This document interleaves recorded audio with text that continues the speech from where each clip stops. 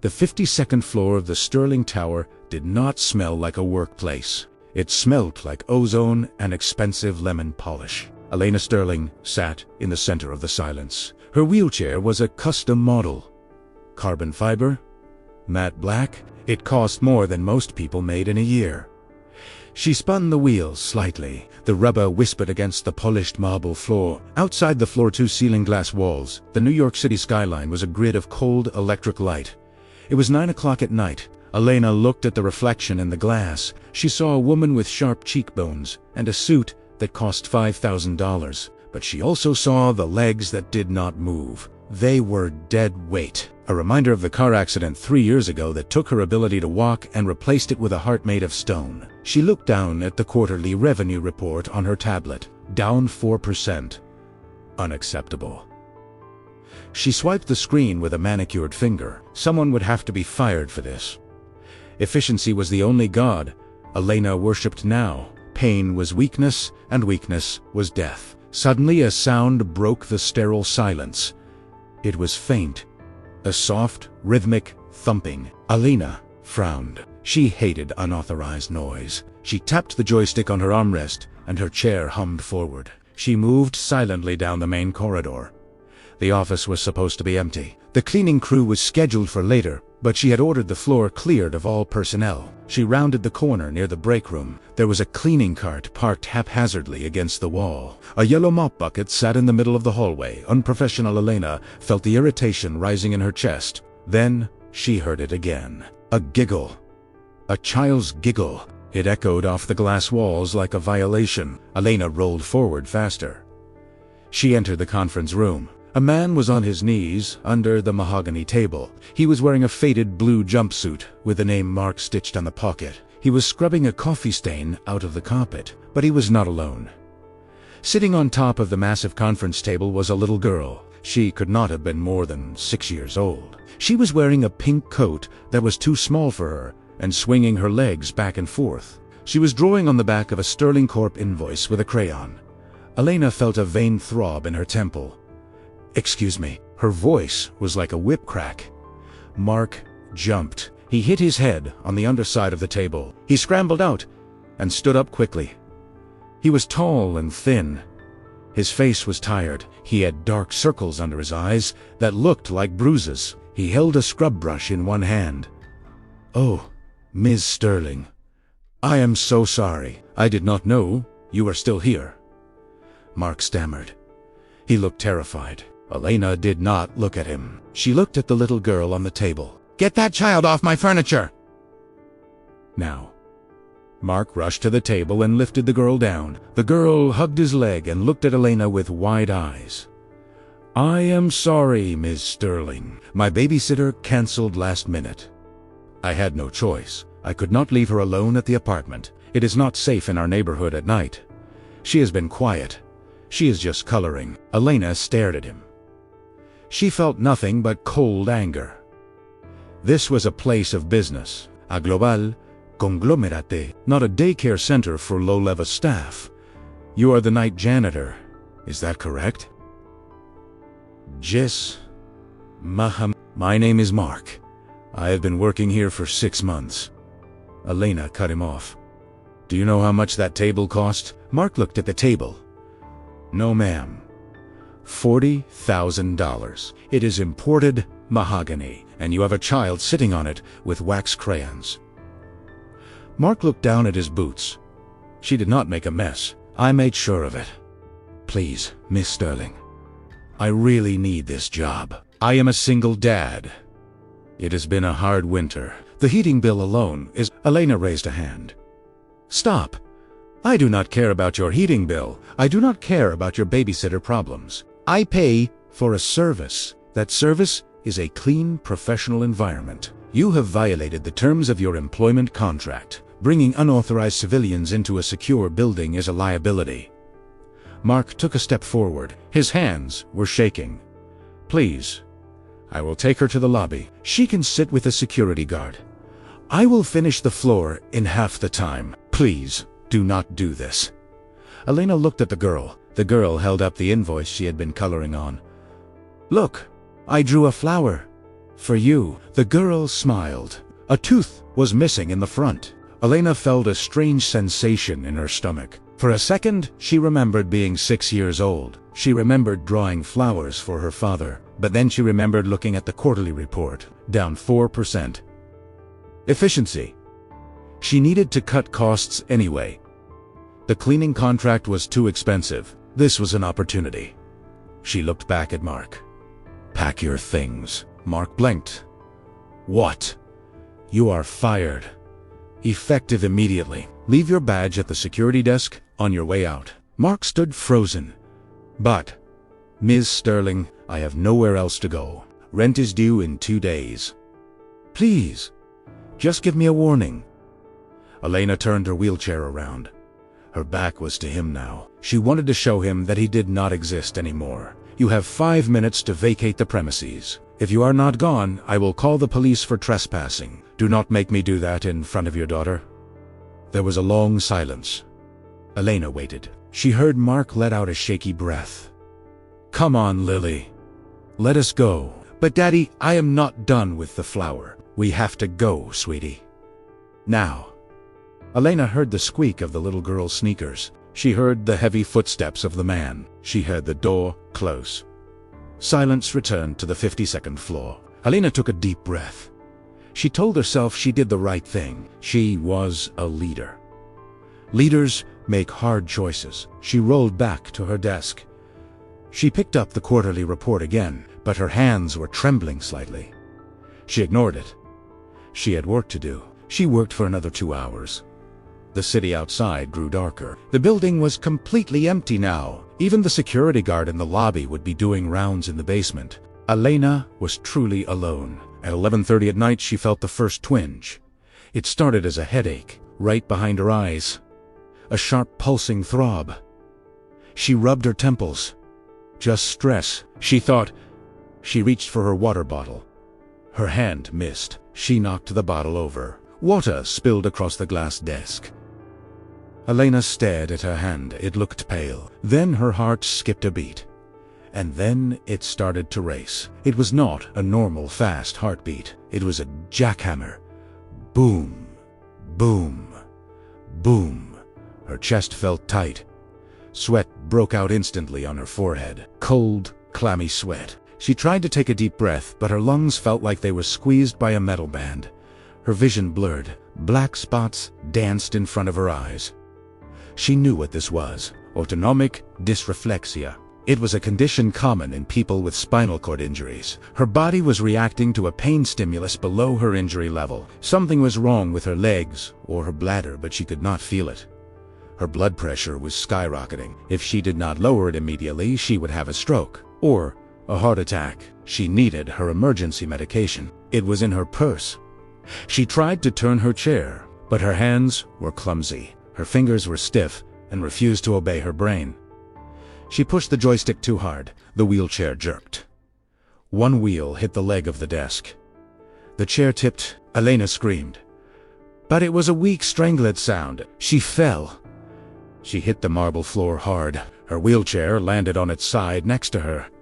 The wheels spun uselessly in the air. She was lying on her back, staring up at the fluorescent lights. Her head felt like it was going to explode. The pressure was building behind her eyes. She could hear her own blood rushing in her ears like a waterfall.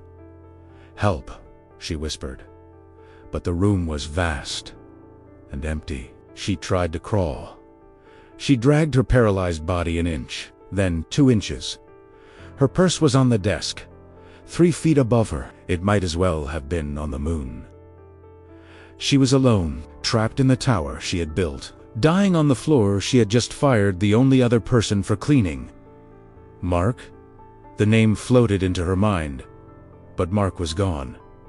She had sent him away, into the cold night. Elena closed her eyes. A tear leaked out and rolled into her ear. "Please," she gasped. "Anyone." The silence of the 52nd floor was absolute, except for the sound of her own heart beating a frantic rhythm of death. Then, a sound. The elevator dinged. The elevator doors slid open with a smooth mechanical hiss. Elena could not see who was there. She was lying On her back, her field of vision was limited to the ceiling tiles and the edge of the mahogany desk. But she heard footsteps. They were not the confident clicks of expensive heels. They were the heavy squeaks of rubber soles. "Miss Sterling?" The voice was hesitant. It was Mark. Elena tried to call out to him, but her throat was closed tight. Only a wet gurgle came out. She felt a wave of shame. The woman who commanded thousands of employees was now helpless on the floor. Drooling, dying, Mark walked further into the room. "I forgot Lily's crayon box. She was crying in the car, and I just came back too." He stopped mid-sentence. He must have seen the wheel. It was lying like a dead beetle on the carpet. "Oh my God!" The footsteps turned into a run, heavy and fast. Mark's face appeared above her. He looked terrified. "Miss Sterling, can you hear me?" Elena blinked. It was the only thing she could do. Her face felt like it was on fire. The pounding in her head was so loud she could barely hear him. Mark knelt beside her. He did not hesitate. He did not ask for permission. He placed 2 fingers on her neck. He checked her pulse. His eyes widened. 140. Maybe higher? He looked at her face. She was flushed red. Sweat was soaking her silk blouse. He looked at her neck. The veins were bulging. Mark sat back on his heels. His face changed. The fear vanished. It was replaced by something else. Focus. Sharp, cold focus. He looked different. He no longer looked like a janitor who was afraid of losing his job. He looked like a soldier. Autonomic. Dysreflexia. He said the words clearly. Elena felt a jolt of shock. How did he know that word? Most doctors did not even spot it immediately. Mark leaned in close to her. "Listen to me, Miss Sterling. You are having a hypertensive crisis. Your blood pressure is critical. If we do not lower it in the next 2 minutes, you will stroke out. Do you understand?" Elena blinked again. Tears of pain leaked from the corners of her eyes. Mark looked around the room. He spotted her purse on the desk. "Is your medication in there?" Elena blinked once. Mark reached up and grabbed the purse. He dumped the contents on the floor. Lipstick, credit cards, keys. A small orange pill bottle. A grabbed Italiano. "Nitroglycerin paste? Good. But we need to get you upright first. Gravity is our friend right now." He moved behind her. He slid his arms under her armpits. A was strong, much stronger than he looked. He hoisted her up. He dragged her body until her back was propped against the leg of the heavy desk. "Sit up. Keep your head up. Do not pass out on me," he commanded. His voice was authoritative. Elena found herself obeying him instinctively. "Now, we need to find the trigger. Something is hurting your body below the injury line." Mark's eyes scanned her body. He looked at her legs. He looked at the wheelchair. He saw the thin plastic tube of her catheter bag. It was twisted, caught in the metal hinge of the wheelchair when it fell. "There," he pointed. "The flow is blocked. Your bladder is full. That is the trigger." He reached for the tube, but then he stopped. He looked at Elena. His hand hovered over her leg. He hesitated. "I have to touch you. I have to untangle this. I know I am just the janitor. I know you fired me. But if I do not do this, you are going to die. Do I have permission?" Elena looked at him. Through the haze of pain, she saw his eyes. They were worried. She realized in that moment that her life was in the hands of the man she had treated like garbage. She tried to nod. It was a tiny movement, but Mark saw it. "Okay, I am sorry. This will be quick." He reached down. His hands were rough but gentle. He carefully worked the plastic tube free from the metal hinge. He straightened it out. He checked the flow. "Okay, that is cleared. But your pressure is still too high. We need to loosen your clothes. Anything tight." He reached for the belt of her trousers. He unbuckled it. He loosened the top button of her blouse. He took off her shoes. "Let the blood flow," he muttered. He picked up the orange tube of medication. He squeezed a small line of paste onto the paper applicator. Open your mouth. Under the tongue. Elena opened her mouth. He placed the paper under her tongue. Now breathe. In through the nose. Out through the mouth. Look at me.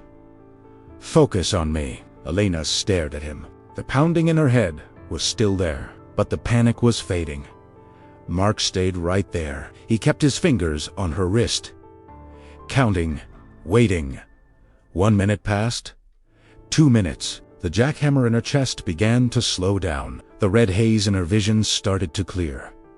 Elena took a ragged breath. She could feel the air entering her lungs again. She looked at Mark properly for the first time. He was kneeling in a puddle of water from her spilled bottle. His jumpsuit was wet. He was holding her hand, not checking her pulse anymore, just holding it, anchoring her to the earth. "Mark," she whispered. Her voice was raspy. He looked up, his face soft. He looked tired again.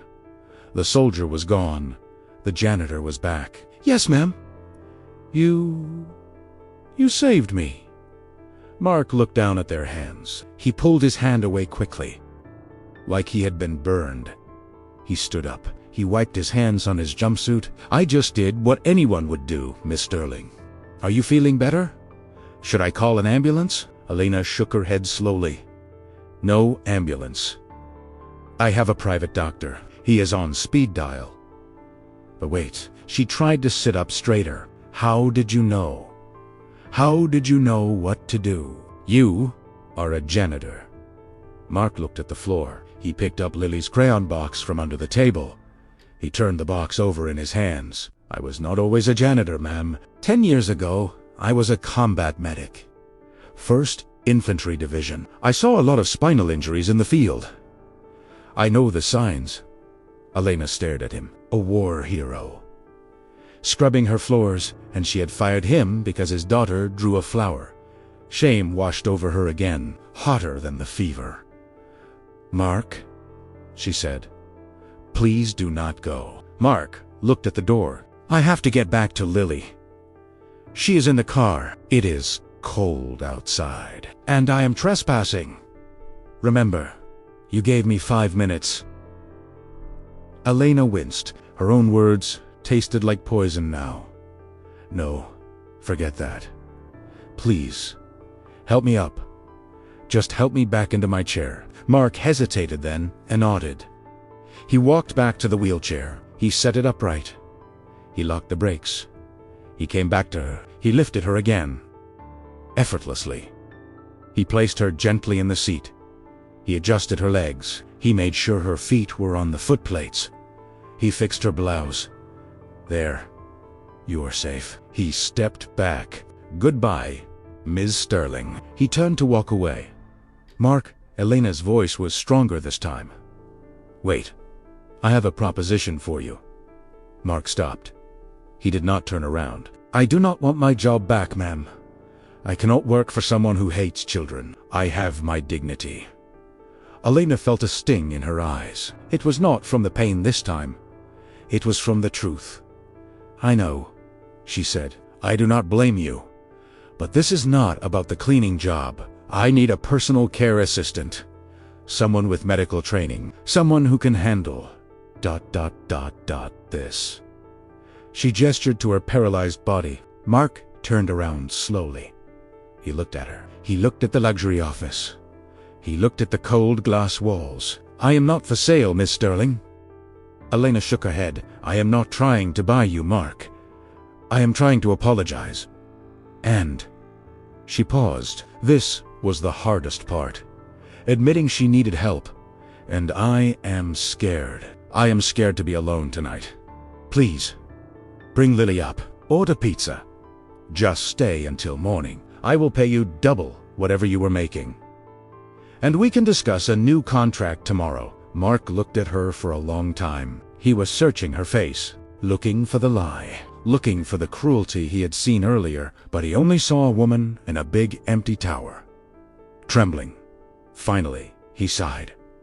"Does the pizza place deliver this late?" Elena let out a breath she didn't know she was holding. "For you, Mark. I will buy the pizza place. Mark cracked a small smile. It was the first time she had seen him smile. It changed his whole face. "I will go get Lily." "Don't move." He walked to the elevator. Elena watched him go. She touched her wrist where his fingers had been. She felt a strange warmth there. She looked at the reflection in the glass. The woman in the $5,000 suit looked different. She looked human. But the night was not over yet, and Elena Sterling was about to learn that saving her life was the easy part. Fixing her soul would take something much stronger than medicine. The smell of pepperoni and melted cheese floated through the air. It was a foreign scent in the Sterling executive suite. Usually the air smelled of coffee and anxiety. Now it smelled like a Friday night in a normal home. Elena watched from her wheelchair. She had not moved from her spot near the window. Mark and Lily were sitting on the floor. They had spread a picnic blanket over the Persian rug. It was actually Mark's coat, but to Lily it was a magic carpet. Lily held a slice of pizza with 2 hands. She took a bite, and cheese stretched out like a rubber band. She giggled. Mark laughed too. He reached out and wiped a smudge of tomato sauce from her chin. His touch was so tender. Elena felt a lump form in her throat. She looked down at her own hands. They were empty. She had millions of dollars in the bank. She owned 3 houses. She had a driver, and a cook, and a personal shopper. But she realized in that moment she was the poorest person in the room. Mark looked up. He caught her staring. He picked up a paper plate. He walked over to her. "Eat," he said gently. "You need the sodium. It helps keep your blood pressure stable." Elena looked at the greasy slice. She usually only ate organic salads and grilled salmon. She took the plate. "Thank you." She took a small bite. It tasted salty and rich. It tasted like childhood. Mark sat down on the edge of the mahogany desk near her. He was close enough to help if she fell, but far enough to give her space. "So," he said, "you built all this?" He gestured to the skyline outside. Elena nodded. "Primera? Dead. I took over the company when my father died. It was failing. I turned it around. I made it the #1 logistics firm on the East Coast." Mark nodded. "Impressive. But you do not look happy." Elena stiffened. She put the pizza down. "I am successful. Happiness is a chemical reaction for people who have time to waste. I have a legacy to build." Mark looked at her legs. "Is that what you tell yourself, to ignore the chair?" Elena felt a flash of anger. But it died quickly. She was too tired to fight him. "I hate the chair," she whispered. "I hate being trapped. I hate needing help. I hate that my own body is my enemy. Every day is a war, Mark. And I am losing." Mark leaned forward. He rested his elbows on his knees. He looked her dead in the eye. "Can I tell you a secret, Sterling?" Elena looked at him. "What?" Mark lowered his voice. It was soft and deep. "The secret," he promised. "When I was in the army, I lost my best friend. An IED took his legs. Who's like you? He was the strongest man I knew, but after the injury he withered away. Not because of the wounds, but because he was trying to be the man he used to be. He spent every day fighting the reality. He died a year later. Heart failure, they said. But I knew the truth. He died of a broken heart." Mark paused. Elena held her breath. "Then I met a guy in rehab. A young kid, double amputee. He was smiling every day, racing his chair down the hallways, flirting with the nurses. I asked him how he did it, how he stayed so happy when he had lost so much." Elena leaned in. "What did he say?" Mark smiled. "He told me, Mark, I did not lose my legs. I just got a new set of wheels. The mission has not changed. Just the vehicle." Mark pointed at Elena's chest. "You are fighting the wrong war, Ms. Sterling. You are trying to fix the vehicle. But the vehicle is broken. You need to focus on the driver. The driver is still intact. The driver is brilliant, but she is driving with the emergency brake on because she is afraid to crash." Elena stared at him. The words hit her like a physical blow. The mission has not changed. She looked at her reflection in the glass. She saw the wheelchair. But for the first time, she did not see a cage. She saw a cockpit. She looked back at Mark. He wasn't pitying her. He was challenging her. "You think I am afraid?" she asked. Mark nodded. "Terrified. You built this tower to hide in. You fire people so you do not have to get close to them. You are lonely, Elena. And that is more dangerous than the paralysis." Elena felt a tear slide down her cheek. She did not wipe it away. Nobody had spoken to her like this in 3 years. Everyone treated her like glass. Or like a tyrant. Mark treated her like a human being. Just then, a small hand touched her arm. Elena jumped. It was Lily. She was standing next to the wheelchair. She held up a piece of paper. It was the invoice, the one she had been coloring on earlier. "Here," Lily said. "Primera finished Italiano." Elena took the paper. It was a drawing of a flower, but not just a flower. Lily had drawn a woman in a chair next to the flower. The woman was wearing a crown. "Is this me?" Elena asked. Lily's nodded. "You are the queen of the tower. Davy said you were sick, so I gave you a magic flower. It makes you feel better." Elena looked at the crude crayon drawing. It was worth more to her than the $40,000 table. "Thank you, Lily. It is beautiful." Lily smiled. Then she yawned. A big wide yawn. Mark stood up. "Come on, princess! It is past your bedtime." He made a little bed on the sofa in the corner. He covered Lily with his coat. She fell asleep in seconds. Mark walked back to Elena. "You should sleep too. I will stay awake. I will monitor your stats." Elena shook her head. "I cannot sleep. Stay with me. Talk to me. Tell me about your life. Tell me how a combat medic ends up as a janitor." Mark pulled a chair close to her. He sat down. "It is a long story."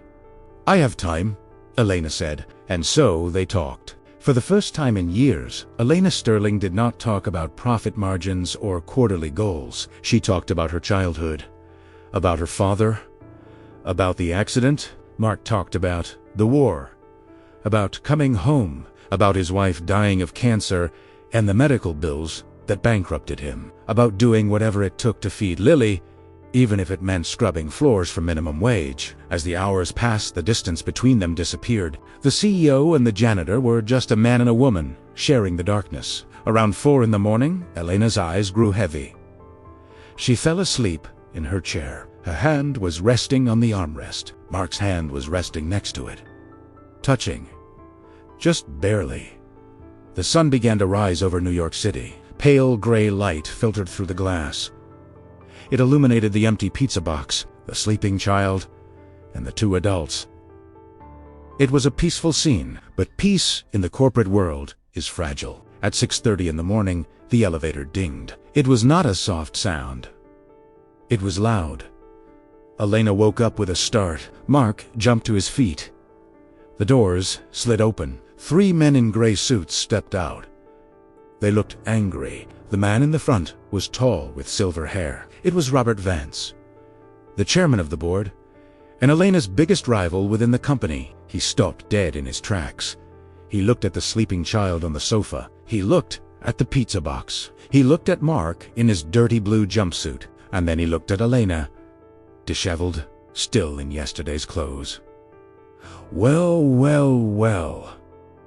Robert's voice dripped with venom. "I came early to discuss the quarterly losses, but it seems I have walked into something much more interesting." He pulled out his phone. He pointed the camera at them. "Is this the new strategy, Elena? Turning the headquarters into a homeless shelter? The shareholders are going to love this." Elena straightened up. The fear spiked in her chest. But then she looked at Mark. He stepped in front of her, shielding her, and she remembered the secret. The vehicle might be broken, but the driver was ready to fight. To be continued, ... Closing parenthesis. Data check for Chapter 3. Word count, approx 780 words. Formatting. Clean. No quotes. Visual line breaks. Narrative arc. Emotional bonding. The secret mindset shift. Vulnerability. The threat. Robert Vance. Next step. The final confrontation. Robert Vance lowered his phone. He had a smug smile on his face, the smile of a predator who had just trapped his prey. "This is perfect," he said. "I have been waiting for you to slip up, Elena. This is better than I imagined. Sleeping with the help, endangering a minor on company property, grossi negligenza. The board will have your resignation by noon." Elena felt the old coldness trying to return. Armor. She wanted to freeze up, to retreat behind her walls of silence and money. She looked at Mark. He was standing with his fists clenched, ready to fight a man in a $3,000 suit. She looked at Lily, still sleeping peacefully on the couch, unaware that her presence was being used as a weapon. Elena looked down at her legs. They were still paralyzed. She could not stand up to confront Robert. But then she heard Mark's voice in her head. "The mission has not changed. Just the vehicle." Elena took a deep breath. She released the brakes on her chair. She rolled forward. Smoothly, deliberately, she stopped 2 feet from Robert. She looked up at him. But she did not look small. She looked like a giant. "Get out of my office, Robert!" Her voice was calm. It was not the sharp whip crack of the old Elena. It was the deep rumble of thunder. Robert laughed. "You are in no position to give orders, Elena. I have the photos. I have the evidence. You are finished." Elena picked up her tablet from the desk. She tapped the screen. She turned it around to face him. On the screen was a graph. It showed her vital signs from the last 8 hours, recorded by her smartwatch. "Look at the spike, Robert. Look at the timestamp. 11:30 last night. Heart rate 150. Blood pressure critical. I suffered a life-threatening medical emergency. Autonomic dysreflexia. If I had been alone, I would be dead right now. And the company's stock would be in free fall." She pointed at Mark. "That man is not just a janitor. He is a combat medic veteran who performed emergency triage and saved the CEO of this company. While you were sleeping in your penthouse, Robert, he was saving your investment." Robert stopped laughing. He looked at the graph. He looked at Mark. His face turned pale. Elena continued. Her eyes were locked on his. "So go ahead, show the photos to the board. Tell them that while the chairman was absent, the night janitor demonstrated more leadership and crisis management skills than the entire executive team combined. Tell them I survived because of him. And tell them that if you ever threaten my staff again, I will sue you for harassment and host a press conference explaining exactly why the board tried to fire a disabled woman for having a medical emergency." Silence filled the room, heavy and thick. Robert swallowed hard. He put his phone in his pocket. He adjusted his tie. He looked like a deflated balloon. I did not know. I am glad you are okay, Elena." Elena pointed to the elevator. "Goodbye, Robert." Robert turned around. He did not look at Mark. He walked to the elevator and pressed the button. The doors closed. He was gone. Elena let out a long breath. Her shoulders slumped. She felt exhausted, but also lighter than she had felt in years. Mark walked over to her. He knelt down again. "Eye level. That was incredible. You destroyed him?" Elena smiled. A real smile. It reached her eyes. "I had a good medic watching my back." Mark looked at the floor. "So, I guess I should pack up before anyone else comes in." He started to stand up. Elena grabbed his hand. "No, you are not going anywhere." Mark looked confused. "But you said..." Elena shook her head. "I fired the janitor, Mark. He is gone. But I have a new opening. I need a chief of operations. Someone who notices the small details. Someone who stays calm in a crisis. Someone who is not afraid to tell me the truth. The salary is $150,000 a year plus benefit, plus college tuition for Lily." Mark stared at her. His mouth fell open slightly. "Miss Sterling, I do not know anything about logistics." Elena laughed. It was a beautiful sound. "I can teach you logistics, Mark. I cannot teach character, and I cannot teach loyalty. You have those in your blood." Mark looked at Lily, sleeping on the couch. He looked back at Elena. Tears welled up in his eyes. 150,000, he whispered. That changes everything. Elena squeezed his hand. You changed everything first. 6 months later, the 52nd floor of the Sterling Tower looked different. There were flowers on the reception desk, real ones. The silence was gone. There was a hum of energy. Elena Sterling rolled down the hallway. She was wearing a blue blazer. She stopped at a large office next to hers. The name on the door read Mark Davis, Director of Special Operations. Inside, Mark was on the phone. He looked sharp in a gray suit, but he still had the same kind eyes. Sitting at a small table in the corner was Lily. She was doing her homework. Elena tapped on the glass. Mark looked up and smiled. He ended the call and came to the door. "Ready for the board meeting?" he asked. Elena nodded. "Ready." They walked together down the hall. Elena in her chair, Mark walking beside her. They reached the conference room, the same room where she had found him under the table. Elena stopped. She looked at her reflection in the glass. She would never walk again. But the cure Mark had whispered to her was not about walking. It was about living. She had been cured of the paralysis of the heart. She looked up at Mark. He winked at her. "Shall we do this?" Elena spun her wheels. The queen of the tower and her guardia. "Yes, let us drive."